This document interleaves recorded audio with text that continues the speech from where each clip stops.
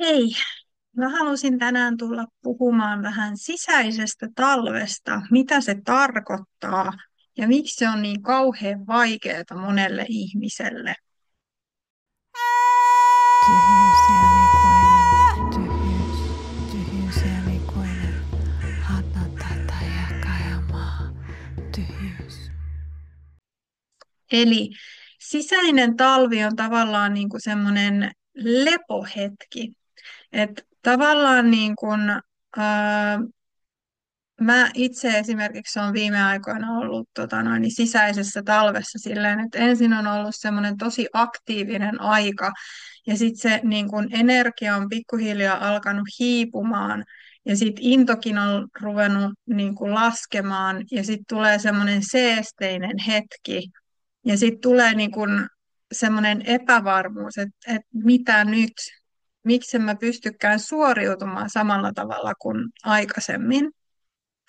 Ja tavallaan niin kuin, mulla on siis niin kuin taustalla masennushistoria, pitkä masennus, niin esimerkiksi mulle se on tosi niin kuin vaikea asia, että kun energia loppuu kesken, niin mulle tulee heti pelko, että eikä mulle taas ole tulossa masennusta. Niin se on semmoinen vaikea aihe, ja mä halusin puhua siitä tänään. Ja tavallaan niin kuin, me ollaan tavallaan vähän ehkä vieraannuttu ihmisinä luonnosta. Että jos me katsotaan luontoa, niin luonto on aina syklinen. Ja me ollaan ihmisinä osana niin kuin luontoa, niin myös me ollaan ihmisinä syklisiä.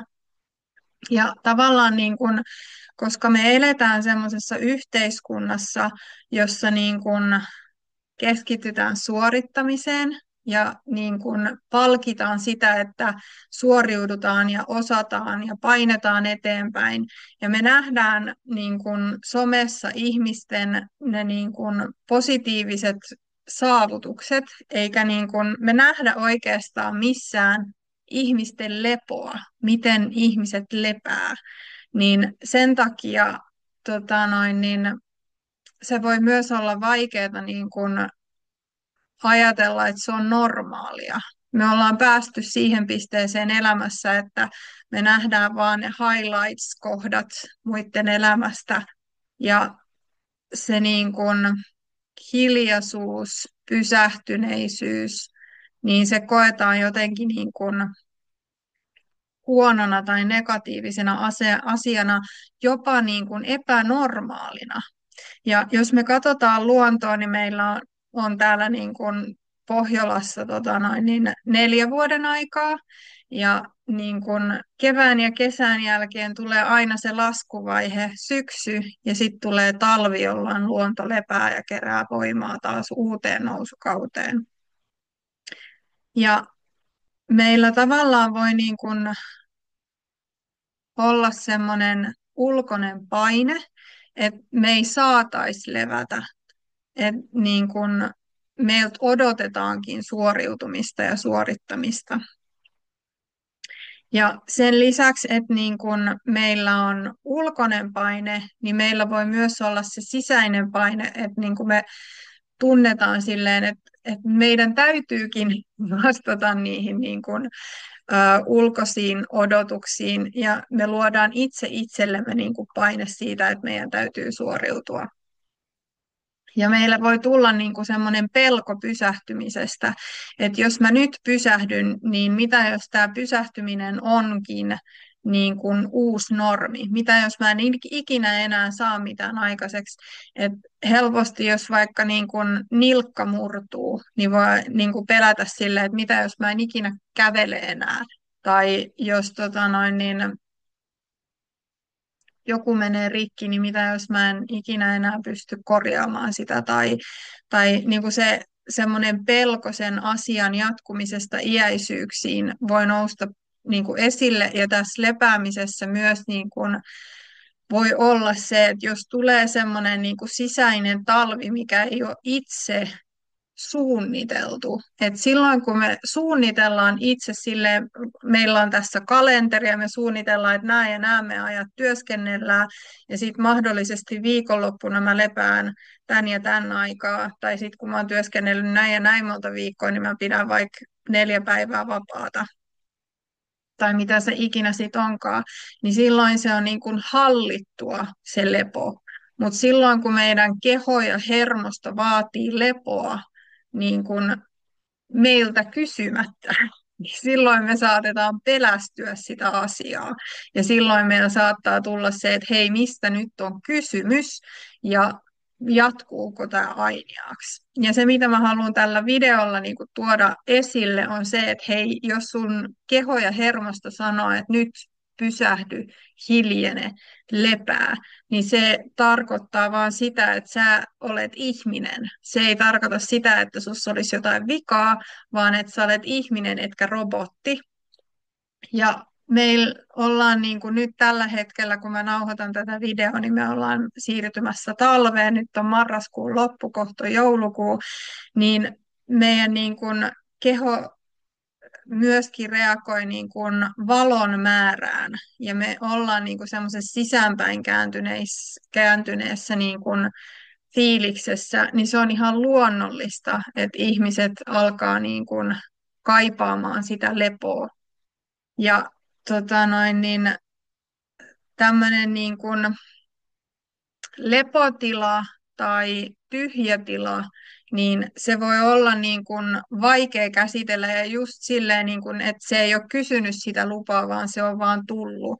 Niin tavallaan se, että niin kuin se sisäinen lepo, sisäinen talvi, niin me voidaan olla ihmisinä aika hukassa sen kanssa. Me ei tiedetä, mitä me tehdään sillä. Et voi olla, että se esiintyy semmoisena, että sä vaan makaat sängyssä tai sohvalla tai scrollaat somea tai sit katot Netflixiä tai ei oikein niin kuin mikään kiinnosta ja ei jaksa oikein tarttua yhtään mihinkään, niin se voi olla semmoista niin kuin ilmassa leijailua, mutta tavallaan semmoinen tyhjä tila, niin se voi myös olla tosi hedelmällinen. Et ihan samalla tavalla kuin, talvella maa alkaa valmistautua kevääseen, niin jokainen ihminen niin kun se tarvii sen lepotilan, mutta sen lepotilan jälkeen niin kun alkaa kypsyminen. Eli jos mä siirryn vähän tänne päin, niin mä voin tähän tehdä semmoisen animaation, missä niin kun näytän, että ensin tulee niin kun aktiivinen kausi, missä me toimitaan, ja sitten kun meillä loppuu energia, ja jokaisella ihmisellä loppuu energia jossain vaiheessa, koska me ei olla robotteja, niin sen jälkeen tulee hiljentyminen ja se lepotila, se sisäinen talvi.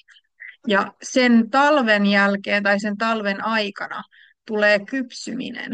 Ja silloin ei vielä näy niin kuin mitään niin kuin aktiivista toimintaa. Ja vielä silloin voi olla semmoinen tyhjän tilan tietämättömyys, että mitä tehdä, mikään ei kiinnosta, niin kuin, mistä mä saan tässä elämässä yhtään mitään kiinni.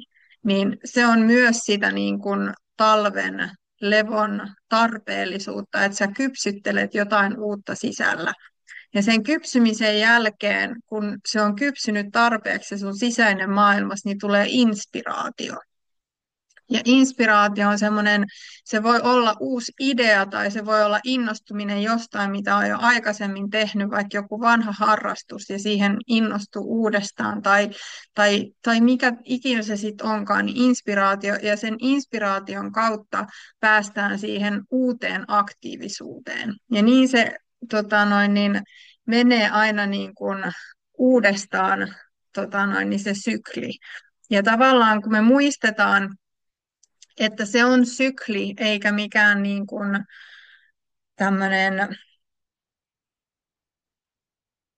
niin kuin, mikä sana mä voisin käyttää sitä. Eli se on sykli eikä niin kuin suora viiva, joka jatkuu, vaan silleen, että niin kuin, nyt kun olen väsynyt ja lepään, niin mä en ikinä enää saa mistään kiinni, vaan niin kuin koittaa luottaa siihen, että kun on tarpeeksi antanut itsensä ja hermostonsa levätä, niin sen jälkeen niin kuin sen kypsymisen kautta ja inspiraation kautta pääsee uuteen aktiiviseen niin kuin vaiheeseen. Ja tavallaan niin kuin se, mitä haluan vielä sanoa, niin tämmöinen sisäinen talvi, niin se niin kuin tavallaan ää, mahdollistaa meille niin kuin, ää, samalla kun se mahdollistaa sen kypsymisen, niin se on myös niin kuin lupa pysähtyä. Se on tilaa, jossa voi tutkia itseänsä tai erilaisia tunteita, joita ei ehkä ole niin kuin sen aktiivisen kauden aikana ehtinyt niin kuin käsittelemään. Se voi olla myös palautumista ja sitten se voi olla semmoista niin kuin juurtumista ja suunnan kirkastumista.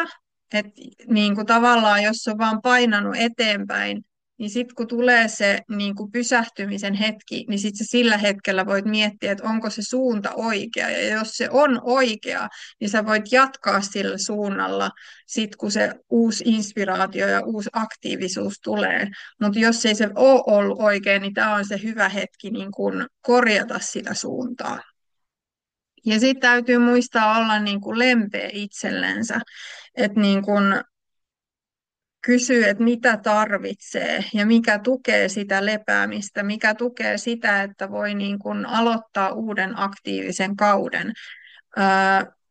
Onko jotain, niin kuin, mitä pystyy pienesti tekemään, jotain pieniä asioita, tai sitten jos tuntuu siltä, että energiat on ihan totaalisesti pois, niin sitten niin kuin antaa luvan itsellensä olla niin kuin sen sekaisen huoneen kanssa tai niin, mitä se sitten ikinä onkaan, mitä ei pysty hoitamaan, niin, niin koittaa antaa itsellensä luvan, niin että tämän hetken, kun mun keho ja hermosto vaatii sitä, niin mä annan itseni olla. Ja sitten niin loppusanoiksi mä voisin sanoa silleen, että niin kun muistakaa se, että ihminen ei ole kone, että me ollaan luonnon osa ja niin kiertokulku on myös meissä, eikä pelkästään luonnossa, koska me ollaan osa sitä luontoa. Ja jos sä oot tällä hetkellä sisäisessä talvessa, niin se on ihan ok. Mulla alkaa tässä pikkuhiljaa kesä tai kevät tulemaan oikeastaan, eikä kesä. Ja sen takia mä halusin niin tehdä tämän videon justiinsa silleen, että tämä on niin kuin se asia, mitä olen itse käsitellyt tässä. Ja niin mä tein tuossa vähän aika sitten semmoisen rauhoittumispäiväkirjan, ja se löytyy niin mun blogista. Sen pystyy lataamaan ilmaiseksi ilman sähköpostia. Ja siinä on myös niin semmoinen detox, niin kuin toi mikä tämä on, some-detox, siis niin kuin digidetox.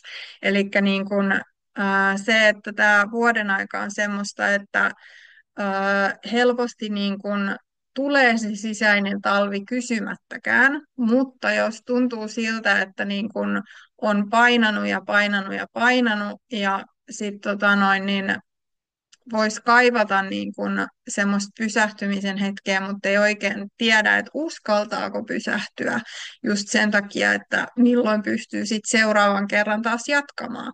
Niin se rauhoittumispäiväkirja voisi olla semmoinen kiva tuki niin kuin siihen, mitä miettii sen rauhoittumisen kannalta. Ja se löytyy mun nettisivulta www.tyhjyydenkuningatar.fi. Mä linkkaan sen tuonne kuvaukseen. Ja joo, tällaista tällä kertaa. Nähdään taas seuraavassa videossa. Hei hei!